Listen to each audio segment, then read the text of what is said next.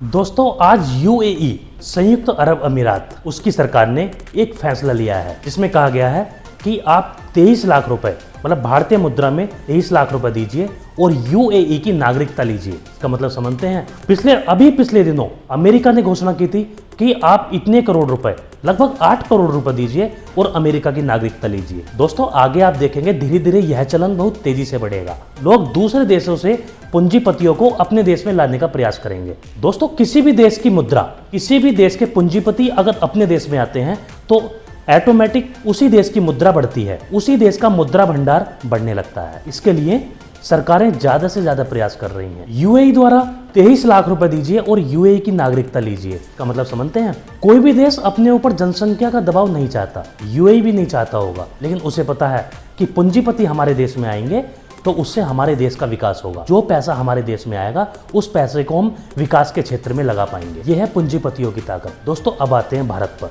भारत की राजनीति इतनी खराब हो चुकी है। भारत में भाजपा सरकार को कहा जाता है यह पूंजीपतियों की सरकार है, यह बनियों की सरकार है, यह उद्योग धंधों वालों की सरकार है, अडानी की सरकार है। दोस्तों जिस तरीके से यूएई, अमेरिका, इन सब देशों को पूंजीपतियों की जरूरत है, ऐसी हमारे देश को भी पूंजीपतियों की जरूरत है। भारत को पूंजीपतियों की जरूरत नहीं। अगर भारत को विकसित देश बनना है तो उसे उद्योग धंधों के क्षेत्र में सबसे आगे बढ़ना होगा। किसी भी देश की इकोनॉमी को बढ़ाने के लिए वहां के उद्योग धंधे और वहां के बिजनेसमैन, वहां के उद्योगपति बहुत हद तक अपना रोल निभाते हैं। भारत के राजनीतिज्ञ कहते हैं कि बिजनेसमैन पूंजीपतियों को हटाओ, देश बचाओ। इन सब से क्या होगा?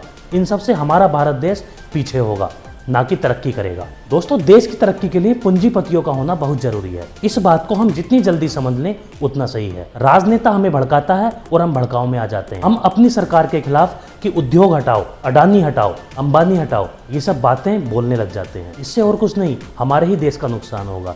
विरोधी ताकतों को इसमें मौका मिलता है हमारे देश के खिलाफ बोलने का। इसलिए जागरूकता की बहुत ज्यादा जरूरत है। देश की जनता को जागरूक होना पड़ेगा कि सरकारों को सब चीजें देखने के साथ साथ किसान, नौकरी, सभी को रोजगार, कोई गरीब ना रहे, कोई भूखा ना सोए, घर मिले सभी को, इन सभी योजनाओं से सबसे आगे अगर देश का विकास चाहते हैं तो उद्योगपतियों की बहुत आवश्यकता है, पूंजीपतियों की बहुत आवश्यकता है। देश को इंडस्ट्रियलाइजेशन की ओर ले जाना बहुत जरूरी है। देश में उद्योग धंधे होने बहुत जरूरी हैं। तभी देश की गरीबी कम होगी, तभी उस देश में रोजगार बढ़ेगा, तभी उस देश में दूसरे निवेशक आएंगे, दूसरे देश के निवेशक आएंगे, दूसरे देश की कंपनियां आएंगी। इसलिए किसी भी देश की तरक्की के लिए उद्योगपति, इंडस्ट्रियलाइजेशन बहुत ज्यादा इंपॉर्टेंट है। दोस्तों बहुत ज्यादा समझदारी की आवश्यकता है किसी राजनेता के बहकावे में आकर, क्योंकि सभी को अपनी कुर्सी चाहिए, चाहे उसमें कोई भी हो। लेकिन अगर कोई सरकार ज्यादा से ज्यादा उद्योगपति या उद्योग धंधों की ओर बढ़ना चाहती है तो आप ये मानकर चलिए कि उसी से सबसे तेजी से विकास होगा। हमारे सामने सिंगापुर उदाहरण है, जापान एक बहुत बड़ा उदाहरण है। आज सिंगापुर में उद्योग धंधों के सिवाय कुछ नहीं है। क्या आप जानते हैं आज से 60 या 70 साल पहले सिंगापुर की क्या स्थिति थी? आज से 70-80 साल पहले सिंगापुर एक कृषि प्रधान देश था। वहां पर खेती सबसे बड़ी मात्रा में होती थी। वहां के राजनेताओं ने ज्यादा से ज्यादा उद्योग धंधे लगाने का प्रयास किया और देश ने धीरे धीरे तरक्की की। सिंगापुर अपने क्षेत्रफल, अपने आबादी के हिसाब से विश्व में सबसे आगे है। वह उद्योग धंधों में सबसे आगे निकल चुका है। इसके लिए वहां का सरकारी सिस्टम, वहां का संविधान जिम्मेदार है। वहां का जागरूक नागरिक बहुत हद तक जिम्मेदार है। अब वहां का नागरिक बहुत हद तक जिम्मेदार हो चुका है अपने देश को आगे ले जाने के लिए, अपने देश की तरक्की के लिए। उसी तरह से हमें भी उसी हिसाब से सोचना होगा। अपने देश की तरक्की के लिए हमें भी उसी दिशा में सोचना होगा।